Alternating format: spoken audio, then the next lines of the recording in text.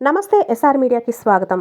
ప్రముఖ ఆధ్యాత్మిక పర్యాటక కేంద్రం రామనారాయణం శ్రీమద్ రామాయణ ప్రాంగణంలో శ్రీరామనవమి పర్వదినాన్ని పురస్కరించుకొని ఈ నెల 27వ తేదీన సీతారామ కళ్యాణం అంగరంగ వైభవంగా నిర్వహించనున్నామని భక్తులందరూ పాల్గొనవలసిందిగా ఎన్సీఎస్ ట్రస్ట్ సభ్యులు నారాయణం శ్రీనివాస్ కోరారు. ఈరోజు ఉదయం ఏర్పాటు చేసిన మీడియా సమావేశంలో శ్రీరామనవమి వేడుకల ఉత్సవ ప్రతులను ఆవిష్కరించి మాట్లాడుతూ 27వ తేదీ సాయంత్రం 5 గంటలకు సీతారామ కళ్యాణ మహోత్సవం నిర్వహిస్తున్నామని, ఈ ఉత్సవంలో భక్తులందరూ పాల్గొని తరించాలని పిలుపునిచ్చారు. విలేకరుల సమావేశంలో దేవాలయం అర్చకులు చాణుక్య, మేనేజర్ శ్రీనివాసరాజు, పిఆర్ఓ రమణ తదితరులు పాల్గొన్నారు. ఈ సందర్భంగా ఎన్సీఎస్ థియేటర్ వద్ద మరియు ఎన్సీఎస్ మల్టీప్లెక్స్ ఆర్టీసీ కాంప్లెక్స్ దగ్గర నుండి ఉచిత బస్సు సౌకర్యం కూడా కలుగజేశారు. ఈ సందర్భంగా సాయంత్రం 3 గంటల నుండి ఎన్సీఎస్ థియేటర్ వద్ద మరియు ఎన్సీఎస్ మల్టీప్లెక్స్ ఆర్టీసీ కాంప్లెక్స్ దగ్గర నుండి ఉచిత బస్సు సౌకర్యం కూడా కలుగజేశారు. కావున భక్తులందరూ శ్రీ సీతారాముల కళ్యాణ మహోత్సవ కార్యక్రమమును తిలకించి స్వామివారి తీర్థ ప్రసాదములు స్వీకరించి తరించాలని ఈ సందర్భంగా ప్రాంగణంలో అన్ని ఏర్పాట్లు జరుగుతున్నాయని తెలిపారు.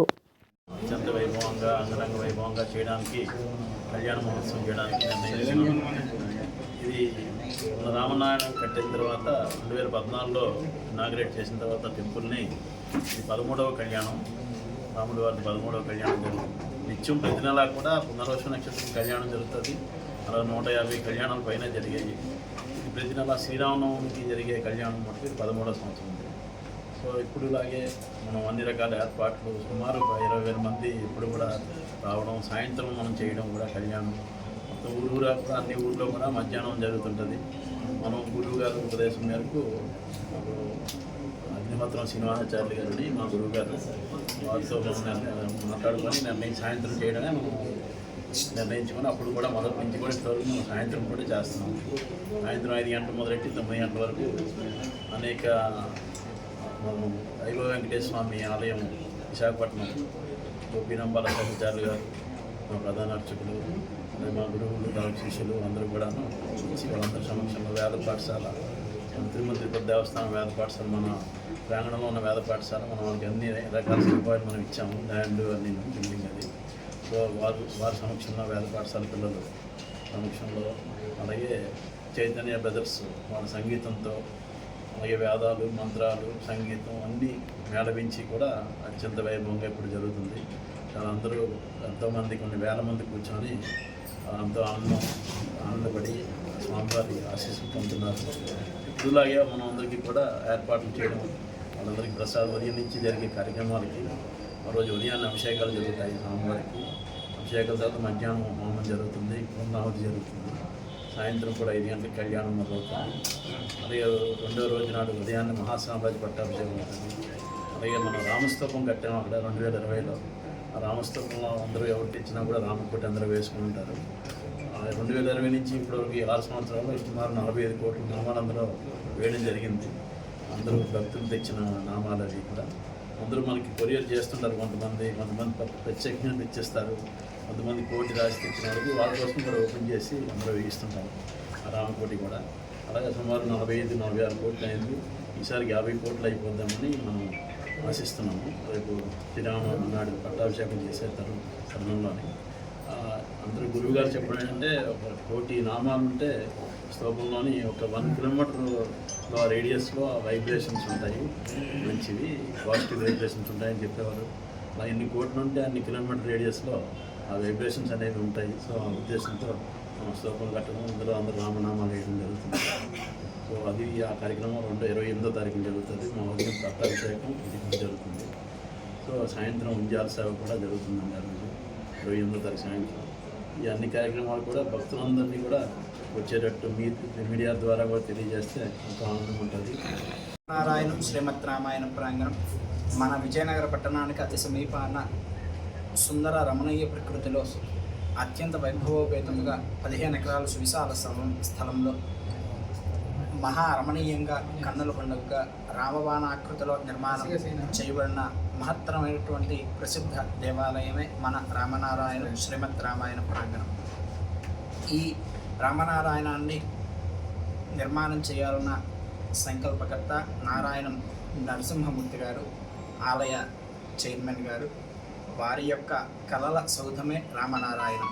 ఈ రామనారాయణాన్ని నిర్మాణం గావించి నేటికి 12 సంవత్సరాలు ఒక పుష్కర కాలం పూర్తి చేసుకుని నేటికి 13వ సంవత్సరంలో 13వ వసంతంలోకి అడుగుపెట్టింది.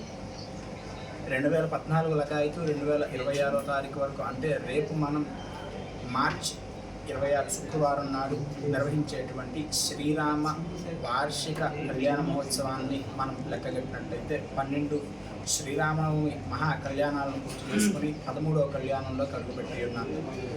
ఈ శ్రీరామనవమి వసంత నవరాత్రులు పురస్కరించుకొని ఆలయ ట్రస్టీస్, ఆలయ ధర్మకర్తల మండలి భక్తులకు ఎటువంటి అసౌకర్యము కలగకుండా తగు జాగ్రత్తలను తీసుకుంటూ ఈ వసంత నవరాత్రి మహోత్సవాలని ముందరికి తీసుకువెళ్ళడం జరుగుతుంది. దానిలో భాగంగా రేపు శుక్రవారం నాడు శ్రీరామనవమి పర్వదినాన్ని పురస్కరించుకొని ఉదయం 5 గంటల నుండి కూడా సుప్రభాత అర్చన ఆది కార్యక్రమాలు మొదలుకొని ఉదయం 7 గంటలకు శ్రీ హనుమత్ సీతాలక్ష్మణ సమేత కోదండ రామచంద్ర స్వామి వారికి పంచామృత విశేష స్తవన తిరుమంజన మహోత్సవం నిర్వహించడం జరుగుతుంది.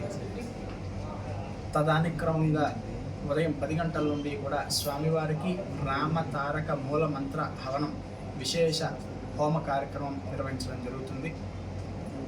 తరువాత మధ్యాహ్నం 12 గంటలకు మహాపూర్ణాహుతి నిర్వహించడం జరుగుతుంది. అదే రోజున సాయంత్రం 5:30 గంటల నుండి కూడా శ్రీ రామచంద్ర స్వామి వారికి విశేష మహావార్షిక కళ్యాణోత్సవం నిర్వహించడం జరుగుతుంది. ఈ కళ్యాణ మహోత్సవం నిర్వహించడానికి శ్రీమాన్ వైఖానస ఆగమ వాచస్పతి అగ్నిహోత్రం శ్రీనివాసాచార్య స్వామి వారి గురువు గారి పరంపరలో వచ్చినటువంటి వారి శిష్య బృందం, అట్లానే శ్రీ వెంకటేశ్వర వేద విజ్ఞానపీఠం, తిరుమల తిరుపతి దేవస్థానం, వేదిక్ యూనివర్సిటీ వైఖానస విభాగాధిపతి డీన్ అయినటువంటి డాక్టర్ టి బ్రహ్మాచార్య గారి ఆధ్వర్యంలో అత్యంత వైభవోపేతముగా కళ్యాణ మహోత్సవం నిర్వహించడం జరుగుతుంది. శ్రీరామనవమి పర్వదినమున మన వీధిలా వాడవాడలా కూడా రామచంద్ర స్వామి వారి కళ్యాణ మహోత్సవం మనందరము కూడా ఉదయం చేసుకోవడం గమనిస్తూ ఉంటాం. కానీ ఏంటంటే శ్రీమాన్ మా గురువర్యుల ఆదేశం మేరకు భక్తులందరూ కూడా ప్రసన్నంగా వచ్చి స్వామివారి తిరు కళ్యాణ మహోత్సవంను అత్యంత భక్తి శ్రద్ధలతో వీక్షించాలన్న కారణంతో వారికి ఎటువంటి అసౌకర్యము కలగకుండా ఉండాలని సద్భావనతో ఆలయ ట్రస్టీ వారు శ్రీమాన్ గురువర్యుల ఆదేశానుసారంగా సంధ్యా వేళలో చల్లని సాయంత్రం నడుమ అత్యంత రమణీయమైన సీతారామచంద్ర స్వామి వారి కళ్యాణం సాయంత్రం పూట పెట్టడం విశేషముగా మనకి అనాదిగా పుష్కర కాలముగా మనకి వస్తున్నటువంటి ఆచారంగా మనం భావన చేయవచ్చు.